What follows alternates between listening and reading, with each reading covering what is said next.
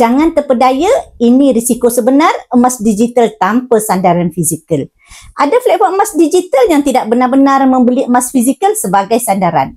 Ini menjadikan pelaburan tuan-puan bukan dalam bentuk aset sebenar, tapi sekadar janji atas kertas.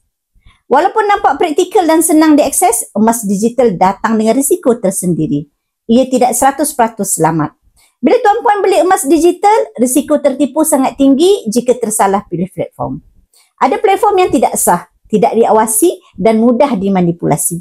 Lebih teruk, ada yang langsung tidak menyadarkan pembelian kepada emas fizikal sebenar.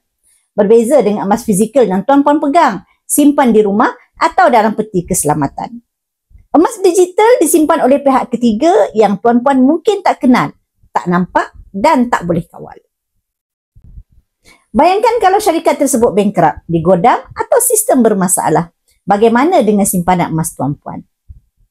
Rekod transaksi tuan-puan boleh lesap begitu sahaja. Ya, tuan-puan mungkin kehilangan pelaburan tanpa sebarang jalan mudah untuk tuntut semula. Beli emas digital juga tiada jaminan ketelusan. Bukan semua platform beritahu berapa banyak emas fizikal mereka pegang atau di mana emas itu sebenarnya disimpan. Kalau tiada ketelusan, bila berlaku krisis, pelabur yang akan menanggung risiko. Tak semua platform emas digital benarkan tuan-puan tebus emas fizikal. Ada yang kenakan cas tinggi atau letak syarat rumit bila tuan-puan nak keluarkan emas. Emas digital bukan tak bagus langsung, tapi ia perlukan ilmu, pengalaman dan pemilihan platform yang benar-benar diyakini. Jangan letak semua pelaburan dalam bentuk digital sahaja. Gabungkan antara emas fizikal dan digital, baru pelaburan tuan-puan lebih seimbang dan selamat. Berita baiknya, akad emas JAP bersama Public Gold menawarkan sistem yang lebih selamat, telus dan dipercayai.